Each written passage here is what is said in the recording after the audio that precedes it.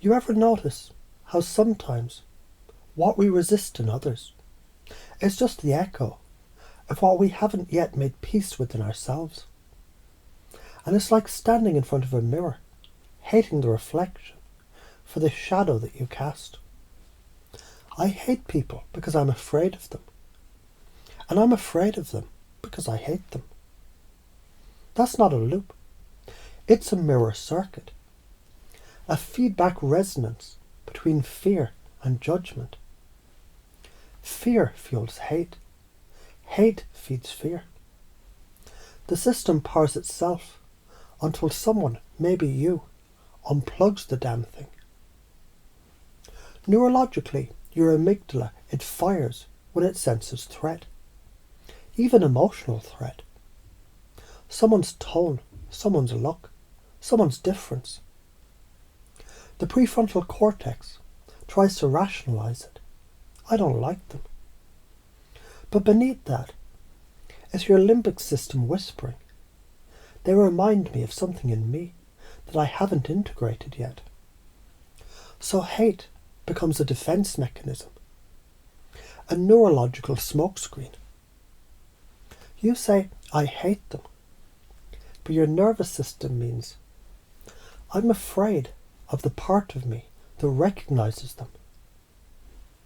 In the spiritual sense, the higher frequency truth, every person is just another expression of source energy, wearing a different costume. Separation is an optical illusion created by the ego's labeling system. It's like using a microscope and forgetting you're still looking at the same organism, just magnified differently.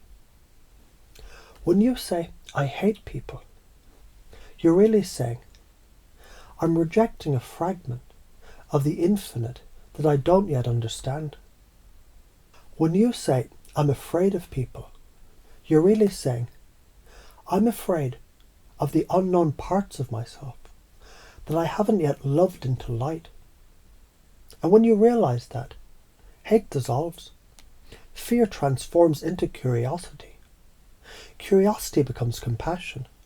And compassion, that's the frequency upgrade that collapses the illusion of separation. There was once a child who was terrified of his shadow. Every time he saw it, he ran. But no matter how far he ran, the shadow followed. Until one day, exhausted, he turned around and said, Fine, if you're coming with me, you'd better learn to dance. And in that moment, something magical happened.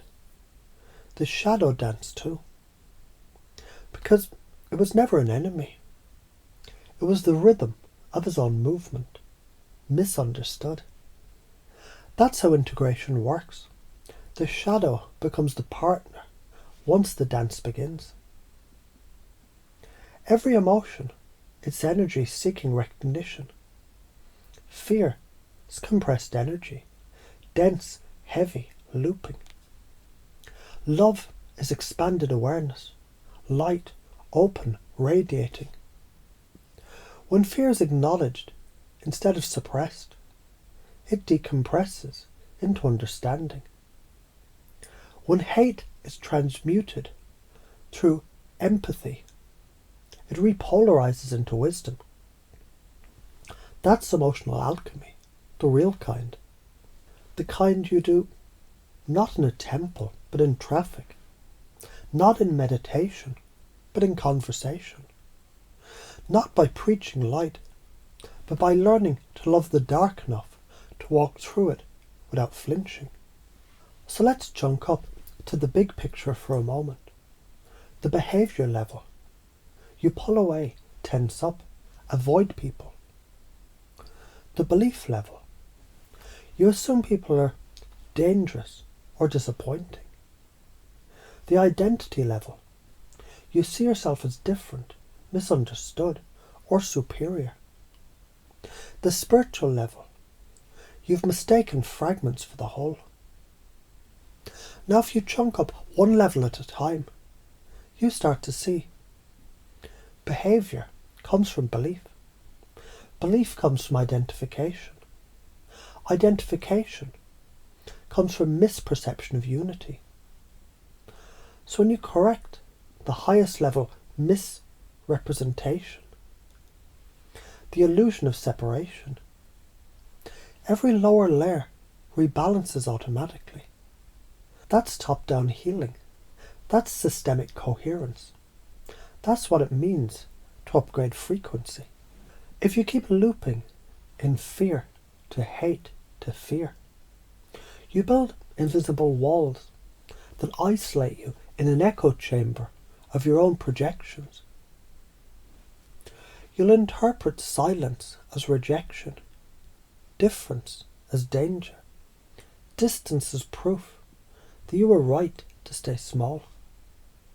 But if you break the loop even once, if you let curiosity peek through the crack in your armour, you'll start to meet yourself everywhere. You'll see the sacred in the stranger, the teacher in the irritation, the healer in the mirror. And your life changes trajectory. Synchronicities increase, energy flows, the nervous system relaxes. Because finally, your biology aligns with your spirit. So the next time you feel that burn of resentment, that tightening in the chest when someone triggers you, don't ask what's wrong with them. Ask, what reflection of me are they showing that I've been too proud, too scared, or too busy to look at? That's not self-blame. That's self-reclamation. That's you gathering up the lost fragments of your own soul. And when enough of us do that, individually, quietly, courageously, humanity shifts. The world recalibrates. Because what we call healing is just the compass remembering itself through us. I hate people because I'm afraid of them. And I'm afraid of them because I hate them. It's a paradox, yes, but every paradox is a portal. Walk through it, let it teach you. Because on the other side of that loop, you don't find people to hate or fear. You find pieces of God wearing human faces and realize you were never afraid of them at all. You were afraid of your own power to love without defense. And now you remember and you choose differently.